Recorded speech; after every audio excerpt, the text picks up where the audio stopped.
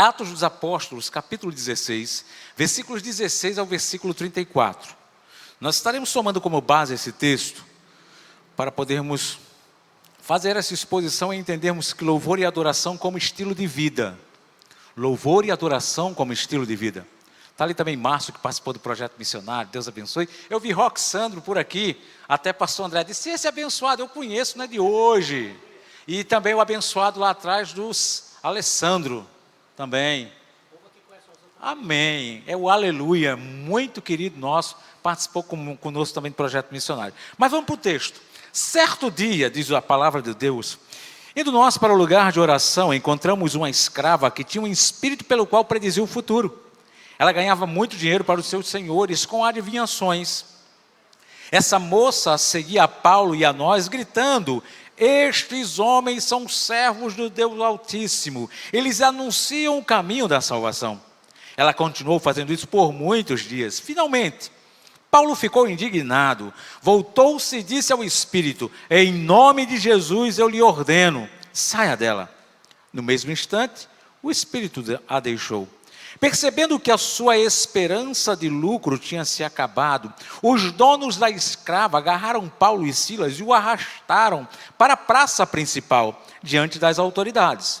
E, levando-os ao magistrado, disseram, estes homens são judeus e estão perturbando a nossa cidade, propagando o costume que a nós, romanos, não é permitido e aceitar nem praticar. A multidão ajuntou-se contra Paulo e Silas e o magistrado ordenaram que lhes tirassem as roupas e fossem açoitados. Depois de serem severamente açoitados, foram lançados na prisão. O carcereiro recebeu instrução para vigiá-lo com todo cuidado. Tendo recebido tais ordens, ele os lançou no cárcere interior e lhes prendeu os pés no tronco. Por volta da meia-noite, Paulo e Silas estavam orando e cantando hinos a Deus. Os outros presos os ouviam. De repente, houve um terremoto tão violento que os alicerces da prisão foram abalados. Imediatamente, todas as portas se abriram e as correntes de todos se soltaram. O carcereiro acordou e, vendo abertas as portas da prisão, desembainhou sua espada para se matar, porque pensava que os presos tivessem fugido. Mas Paulo gritou, não faça isso, estamos todos aqui. O carcereiro pediu luz e entrou correndo e trêmulo, prostrou-se diante de Paulo e Silas. Então levou-os para fora e perguntou, senhores, que devo fazer para ser salvo? Eles responderam, creia no Senhor Jesus e será salvos você e a sua casa. E pregaram a palavra de Deus a ele e a todos da sua casa. Naquela mesma hora da noite, o carcereiro lavou as feridas deles, em seguida eles e todos os seus foram batizados. Então os levou para a sua casa, serviu-lhes uma refeição, com todos da sua casa alegrou-se muito por haver crido em Deus. Amém. Eu creio na oração do servo que fez aqui. Então nós podemos começar dizendo uma coisa, olha que coisa interessante. Se nós pudéssemos escolher uma boa viagem para podermos tomar um banho de cultura, para onde nós iríamos? Alguns poderiam dizer, eu gostaria de ir para Jerusalém, porque lá em Jerusalém eu posso ver alguns textos antigos, eu posso ver algumas esculturas, eu posso ir para o Egito, ver as pirâmides, ver a esfinge. Outros com a cultura e com gosto mais refinado, poderiam me dizer, eu gostaria de ir para Paris, ver o Louvre. Lá eu estaria vendo, quem sabe, Mona Lisa. Lá eu poderia ver outras obras. Mas tem aqueles que ainda têm um fino na cultura. Dizia, mesmo eu sendo crente, mesmo eu sendo evangélico, mesmo eu sendo protestante, eu gostaria de ir ao Vaticano. Porque lá tem algumas peças maravilhosas. Lá tem Pietà, de Michelangelo. Lá tem o rei Davi, lá tem Moisés, esculturas maravilhosas, expressões artísticas que nos chamam a atenção. Outros gostariam de ver a Torre de Pisa, quem sabe ver a Torre Eiffel. Outros poderiam querer ver a Grande Muralha da China e assim por diante. Já tem aqueles que já são um pouquinho mais, eu quero ver o Cristo Redentor. Não tem muito o que se ver, né, pastor? Mas tem pessoas que gostam disso, porque isso faz parte da cultura. Música. Eita, pianista, e agora? Eu não classifico como arte. Não classifico. Coral, eu não classifico como arte. Não classifico. E eu vou explicar por quê. Você vê belas esculturas. Você vê belos quadros. No céu nós não teremos isso. Música, nós teremos. Coral, nós teremos. Então a música é mais do que uma expressão artística. Música tem a ver com o nosso Deus. Música tem a ver com a nossa vida, que somos imagem e semelhança de Deus. Eu gosto muito da obra de C.S. Lewis, As Crônicas de Nárnia, principalmente na sua primeira crônica, que é O Sobrinho do Mago, quando ele começa a falar como Nárnia foi criada. É Aslan cantando. Aslan canta e as estrelas aparecem, os planetas aparecem. Música é muito mais do que arte. Música nos leva a Deus. É por isso que o diabo gosta tanto de usar a música de forma a cativar, a levar preso a mente das pessoas. E aí a música ela tem que fazer parte da nossa vida. Música tem que fazer parte do nosso estilo de vida. Música com qualidade. Eu fico olhando, meus amados irmãos, quantos de nós gostamos de ouvir boas músicas? Eu particularmente gosto de ouvir Atilano Muradas. Eu acho fantástico o estilo de Atilano Muradas. Eu acho fantástico Estênio Márcio. Eu acho fantástico poder ouvir João Alexandre, Grupo Logos e assim outras coisas, músicas que a gente fecha os olhos e começa a viajar naquelas músicas. A Deus seja a glória, a Deus... É muito lindo, meus irmãos. Eu estava ouvindo o coral cantar, eu disse, meu Deus, se aqui é desse jeito, imagina no céu. Aí eu fico pensando, meu Deus, eu preciso viver isso. Eu preciso viver isso. Nós precisamos compreender essas questões todas. O texto que nós acabamos de ler é um texto que não fala só de música e adoração. É um texto que narra a história do começo da igreja. Lucas está escrevendo a temática maior, o versículo-chave, o versículo hermenêutico para a gente poder entender. Atos dos Apóstolos é o 8º versículo do 1º capítulo. Vocês conhecem de cor e salteado.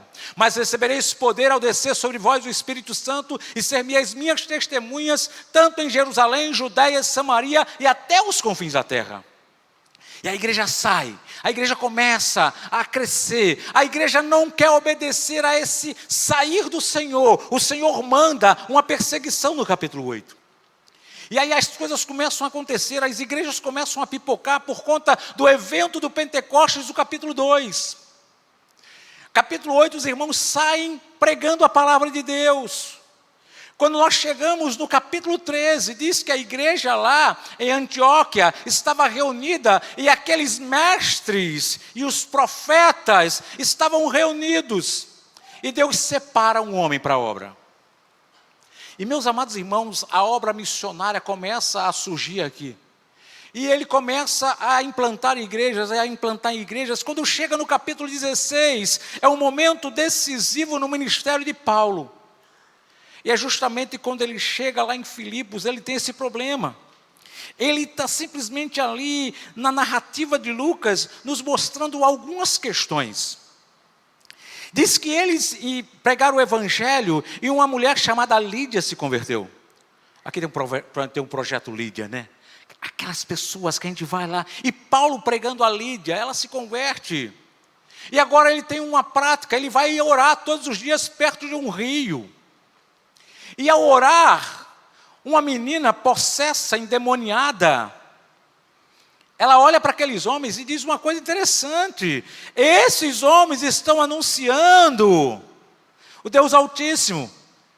Ele está mostrando o caminho da salvação. Paulo fica perturbado. Paulo diz, quem tem que pregar sou eu, não é você. Quem tem que pregar sou eu, que sou servo do Senhor, e não você, que é servo de Satanás. E aí ele repreende o demônio sai. Ele tem um problema agora.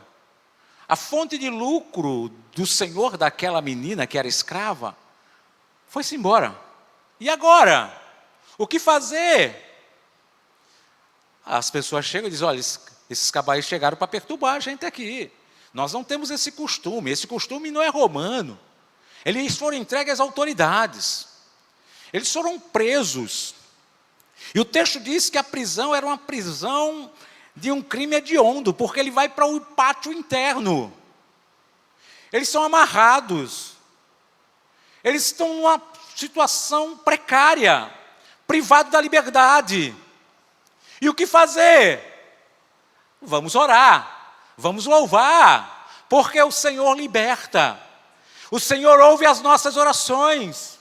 O Senhor é aquele que vai responder de acordo com os nossos intentos para o louvor da glória dEle.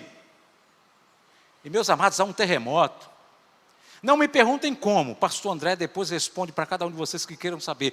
O terremoto faz abrir as portas, as cadeias, as algemas, e está todo mundo liberto. Mas ninguém foge. O carcereiro está dormindo. Acorda, fica desesperado, vou me matar. Paulo diz, não faça isso, estamos todos aqui. Como? O que é isso? É a ação de Deus. E o que fazer para ser salvo? Ele diz, creia no Senhor, será salvo você e a sua casa. E aqui há um momento maravilhoso, meus irmãos. E eu gostaria de pensar com os abençoados nessa noite, um pouco sobre justamente essa proposta. Adorar a Deus, isso é servos com estilo de vida. Louvor e adoração como estilo de vida, causas e efeitos desse estilo de vida. Eu gostaria que você pudesse pensar um pouco comigo, com base nesse texto. A primeira coisa que nós vamos entender nesse texto, versículos 16 ao versículo 18, é que deve ser fruto e ação corretas. Adoração como estilo de vida deve ser fruto de ações corretas. Primeiro, louvor e adoração deve ser precedido por oração. Eu entendo o seguinte, meus amados irmãos, entre louvor e adoração há uma diferença muito grande. Eu louvo ao Senhor, segundo o Salmo 150, pelos atos poderosos de Deus. O que Deus faz, eu louvo. Eu adoro a Deus pelo que Ele é. Eu adoro a Deus pelo seu caráter. E essa vida de louvor e adoração, ela tem que ser precedida por oração. Primeiro, oração como hábito e não como obrigação. O texto diz que certo dia, indo nós para o lugar de oração, encontramos uma escrava que estava lá. E isso era um hábito deles orarem. Amados, nós vamos aprender a louvar e adorar ao Senhor quando nós começarmos a orar ao Senhor. Não por necessidade. Já repararam que a nossa vida de oração ela se intensifica mais quando nós estamos necessitados? E por que não começar a orar com ações de graças? Senhor, eu quero te agradecer por esse dia, porque eu acordei, porque as suas misericórdias foram renovadas, porque eu já tomei café, porque eu estou com a minha família, eu já pude ver os meus filhos, meus netos. Louvor e adoração é isso, através de oração. A oração vai nos levar a isso. Segunda questão, com essa questão da precedida da oração, é que a oração como disciplina e não como misticismo. Eu vou orar porque as coisas não estão boas. Eu vou orar porque hoje eu me acordei e não me senti bem. E tem crente que até acredita, foi um olhado. Que isso, meus irmãos? Eu preciso orar por disciplina. Eu tenho que ser disciplinado. Eu tenho que ter o meu momento de oração. Paulo e Silas, eles tinham esses momentos. Eles não só, eles oravam por hábito, mas também eles eram disciplinados. Vamos orar. Disciplina para vir para o culto de oração, meus irmãos. Eu tenho que me disciplinar, eu tenho que preparar tudo. A minha casa tem que estar em harmonia para que na hora de eu ir para o culto não tem nada que me perturbe. Amados, se não for assim, só a graça, não sai oração. A terceira é que oração como abertura de oportunidade e não por intimidação. Amados, eles estavam orando. O versículo 18, olha que interessante. Ela continuou fazendo isso por muitos dias. Finalmente, Paulo ficou indignado. Voltou-se e disse ao Espírito, em nome de Jesus, Cristo, eu lhe ordeno, saia dela. No mesmo instante, o Espírito saiu. É oração, meus amados, com possibilidade de oportunidades. Nós temos que orar Meu vizinho está com problema. Vá orar. Meu irmão, meu vizinho, meu amigo, meu colega, eu posso orar. Eu estou sabendo que você está com uma dificuldade. Vamos orar para que Deus possa suprir essa necessidade. Você abre uma porta. E olha que eu estou falando em você buscar. Quantas vezes os nossos vizinhos, os nossos parentes que não são crentes, com dificuldade, chega a dizer: irmão, ore por isso. Eu estou precisando dessa oração. O povo aí fora que não tem Cristo, nos procura para orar. Porque sabe que crente que é crente, tem que ter estilo de vida, louvor e adoração. A segunda questão da causa e efeito como estilo dessa vida, é justamente essa questão. Louvor e adoração deve ser também precedido por humildade. O versículo 17, meus irmãos, eu acho interessante. Essa moça seguia Paulo gritando: esses homens são servos do Deus Altíssimo. Paulo poderia dizer: realmente sou. Eu sou. Ela está certa. Ela não está errada. O que ela está dizendo: sou eu, esse homem. Ele não, ele é humilde. Ele deixa acontecer. Mas chega um momento em que ele não aguenta mais. Ele repreende. Nós temos que entender que humildade, para não cairmos na tentação da autoexaltação. Imagina só se Paulo diz: eu sou esse homem. Eu sou esse servo do Deus Altíssimo. Sou eu. Eu sou o apóstolo. Eu sou o cara. Ele não faz isso, meus irmãos. Nós temos que entender que o nosso estilo de louvor e adoração na nossa vida, como estilo de vida, tem que ter humildade. Eu fico pensando essas vozes tão lindas, talento no piano. Eu sou o pianista da igreja central. Meu irmão, você bota tudo por baixo. Isso não é estilo de vida de louvor e adoração. Mas eu canto no coral. Amém. Vocês não cantam no coral. Vocês sabiam disso? Vocês servem. Servir a Deus com a sua voz, com o seu talento. É isso que tem que entender. É isso, porque é o Senhor quem nos dá fôlego. É o Senhor quem nos dá a oportunidade de estudar. A humildade para reconhecermos o nosso papel na obra do Senhor. Se Deus lhe chamou para ser um contralto é do lado de cá, né? O contralto, seja um contralto. Não queira, não. Soprano, o máximo que puder. Os baixos, os tenores. É isso, Deus lhe chamou para isso. Faça, com humildade, mas para o Senhor. Isso é estilo de vida, de louvor e adoração. Isso é louvores e adoração como fruto de vida. Versículo 18 diz isso. É fruto de vida, meu irmão. De lábios que confessam o seu nome. Tem um louvor com essa frase que eu acho muito linda. O meu louvor é fruto do teu amor por mim, do meu amor por ti, Jesus. De lábios que confessam o seu nome. Isso é estilo de vida. Confessar o nome do Senhor Jesus Cristo. Isso é maravilhoso. Nós devemos ser constantes para com as coisas de Deus. Paulo e Silas estavam ali, ela está perturbando, vamos continuar. Nós não podemos desistir nas primeiras dificuldades, meus irmãos. Não podemos. Se eu fosse pedir as atas do coral, quantos coralistas deixaram porque não tiveram perseverança? É muito difícil ter que cantar aquelas músicas. É muito difícil. O irmão que canta salmos e hinos já é difícil, imagina cantar com coral, a 4 vozes. Se nós pararmos para pensar nas dificuldades, nós iremos parar. E não é isso que Deus quer de cada um de nós. Nós devemos ter os sentimentos ordenados e no grau correto de discernimento para todas as situações. Chegou um momento que Paulo disse, isso não agrada a Deus. O que ela está falando é até verdade, mas não agrada a Deus. E ele repreende o demônio. Amados, nós temos que ter um grau de discernimento na nossa vida para louvarmos e adorarmos ao Senhor. Nós precisamos ter consciência do nosso papel, na nossa humildade, mas sem querer parar. mas sabendo que é o Senhor quem nos fortalece, é o Senhor quem nos guia, é o Senhor quem nos impulsiona, e nós precisamos ser tudo isso nas mãos do Senhor. Nós devemos ser cheios de autoridade da parte de Deus, de forma coerente com os seus propósitos. Ele olha para aquela menina e diz: saia em nome do Senhor Jesus. Ah, meus amados, uma coisa que eu aprendi com a minha regente do coral na época, Jaqueline Catão, filha do saudoso reverendo Catão, ela dizia: olha, quando vocês forem cantar, abram a boca e cante com autoridade. Cante com autoridade.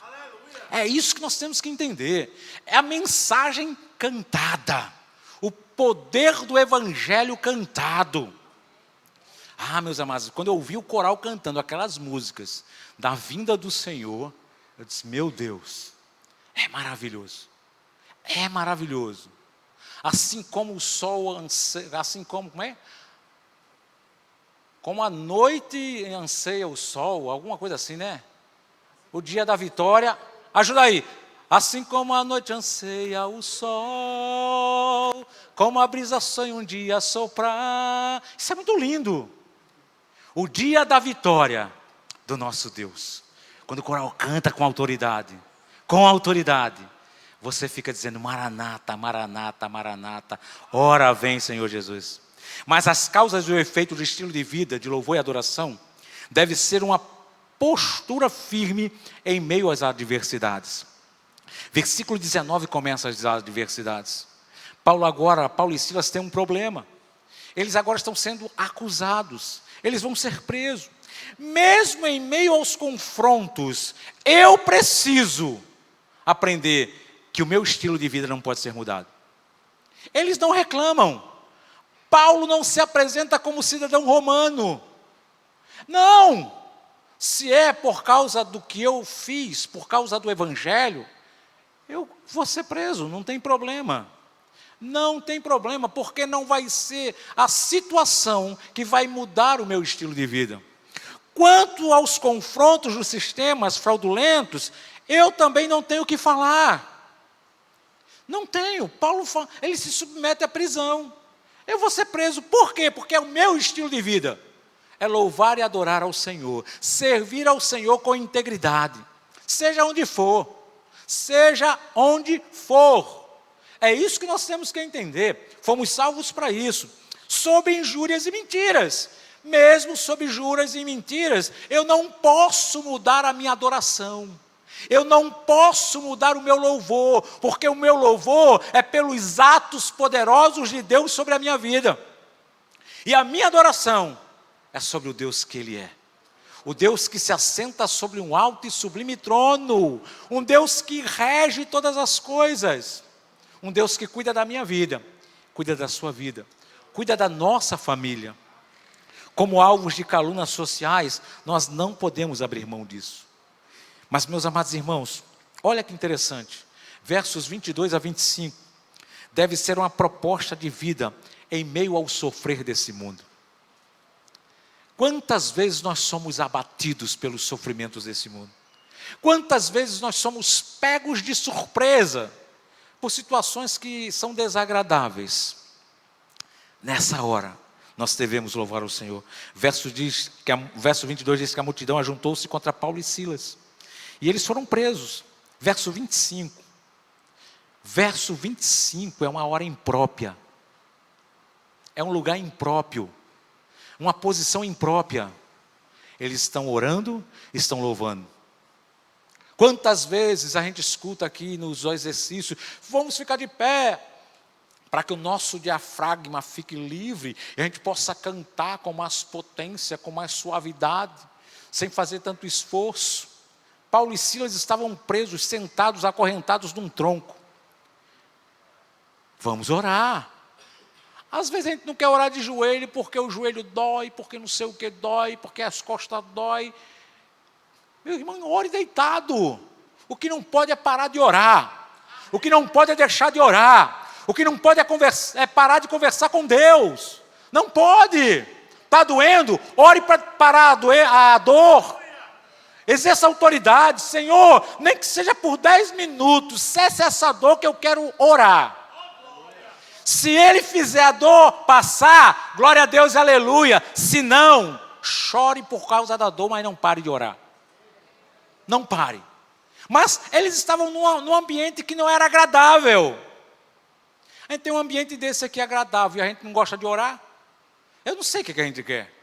Eu não sei o que a igreja quer. A situação lá não era uma situação boa. Aí o que eles vão fazer? Vão orar. Mas só orar? Não! Eles não estão numa posição ereta, eles não estão lá na posição para cantar, mas vão louvar. Porque eles sabem que o louvor independe do que eu estou vivendo. Por quê? Porque é um relacionamento também direto com Deus. É isso que nós temos que compreender como estilo de vida. Louvor e adoração como estilo de vida nessa perspectiva. Mas vamos lá. A gente chega na questão da ausência de Deus. Nós devemos ser entendidos como uma grande possibilidade para vermos o extraordinário de Deus. Você já viu o extraordinário de Deus acontecer? Vocês já viram? É maravilhoso.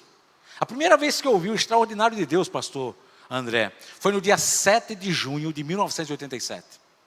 Eu estava sentado no meio da igreja, pecador, longe de Deus, inimigo da cruz, e o Espírito Santo lhe separa, o Espírito Santo lhe salva. Eu disse, meu Deus, eu agora sou crente. Eu agora sou crente.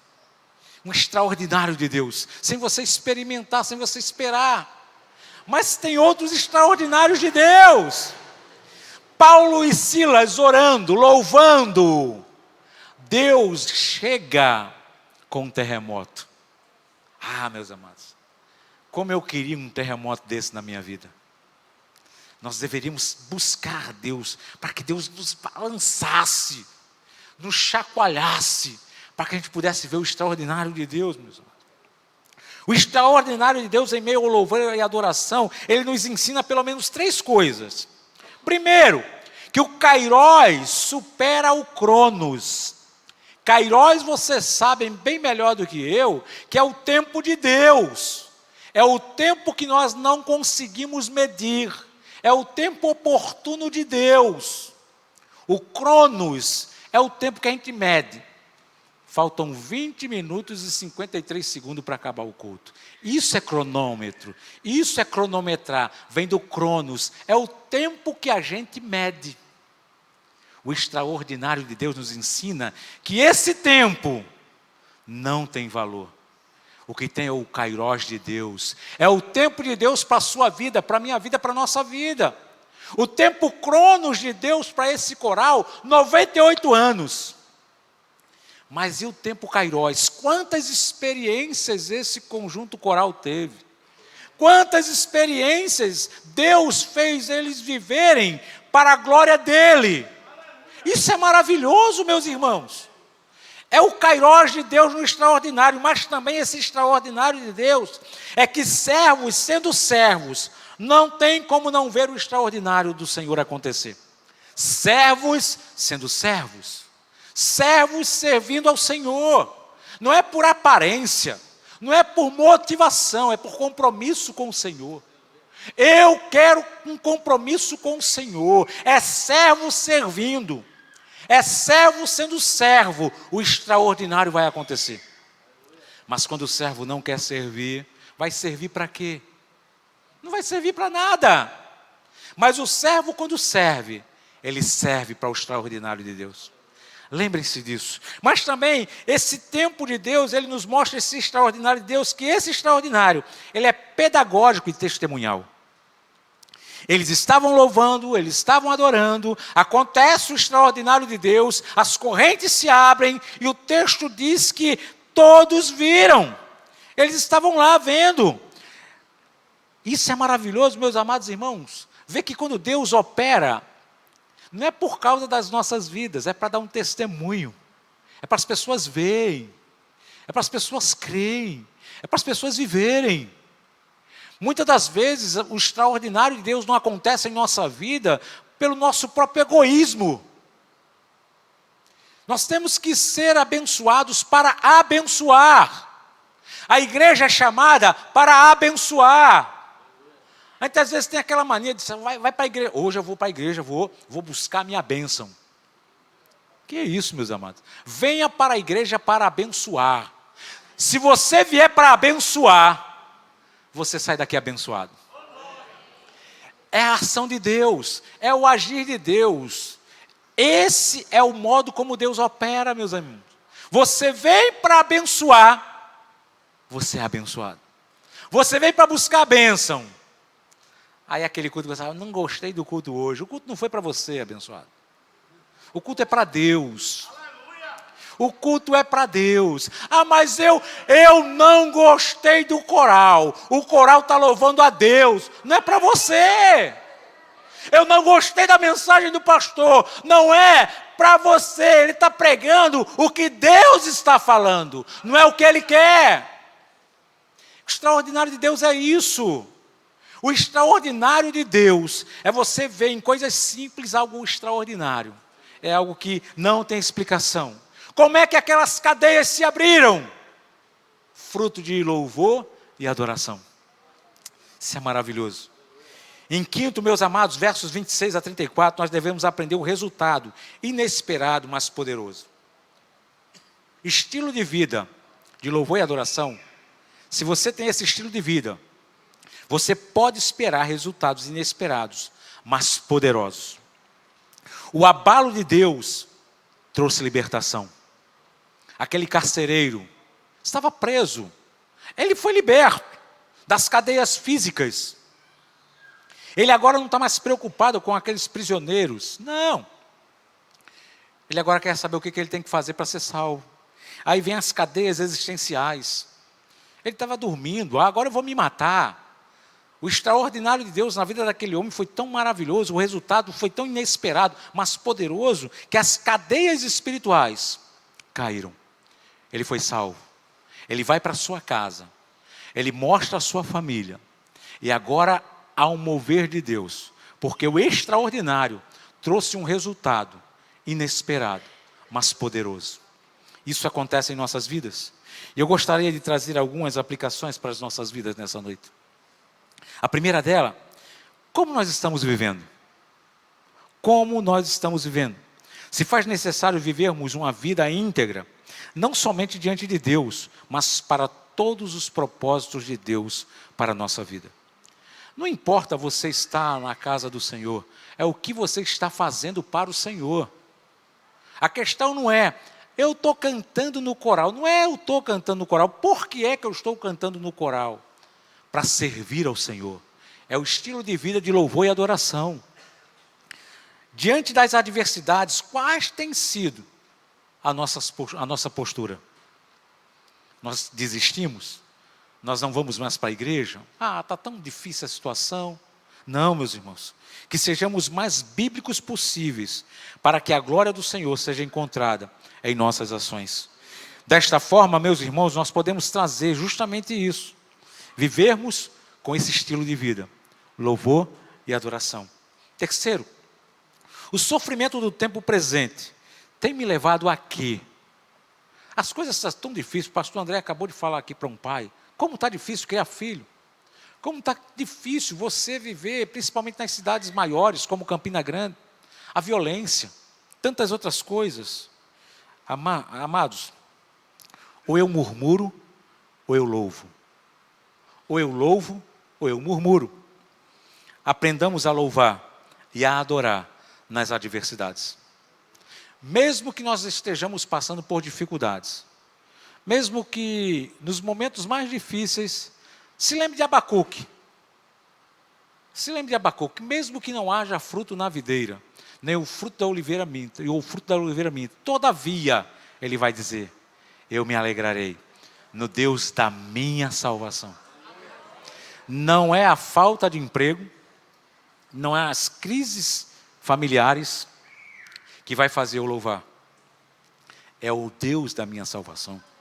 Por quê? Porque Ele abre porta e ninguém fecha. Ele restaura o amor, o carinho e respeito na família. É Ele quem levanta o abatido. Ele é o Senhor e nós devemos adorá-lo. Eu tenho experimentado o extraordinário de Deus em meu viver? Se não, saiba que tem se perdido muito, porque Deus tem um extraordinário para a sua vida. Deus tem o melhor para a sua vida. Deus conhece a sua necessidade e Ele suprirá todas as vossas necessidades em Cristo Jesus, diz a palavra de Deus. Em quinta e última aplicação, para encerrarmos, eu colho resultados inesperados e poderosos da parte de Deus. Podemos sim colher tudo isso. Basta entregarmos ao Senhor a nossa vida, o nosso estilo de vida, para o louvor e a adoração dEle. Se você já fez isso, glória a Deus. Se não, saiba que Cristo deixou a glória. Cristo se fez homem, o Verbo se fez carne, para habitar entre nós cheio de graça e de verdade, para vermos a glória do Senhor. E essa glória é o suficiente para nos mostrar que somos pecadores, precisamos de salvação, e a salvação é Cristo. Cristo levou sobre si as nossas enfermidades, pelas suas pisaduras nós fomos sarados, porque Deus amou o mundo de uma tal maneira, que deu o seu Filho unigênito, para que todo aquele que nele crê, não pereça, mas tenha a vida eterna. A solução é, entregue sua vida a Jesus. Reconheça Jesus como seu Salvador. Confie nele. E o mais, o extraordinário Ele vai fazer na sua vida. Que Deus abençoe, que Deus derrame da sua graça. Agradeço ao pastor André essa oportunidade. Fiquei muito lisonjeado em ouvir esse coral. E que Deus abençoe sua vida. Que Deus supra as suas necessidades. Porque Ele é bom e a sua misericórdia dura para sempre.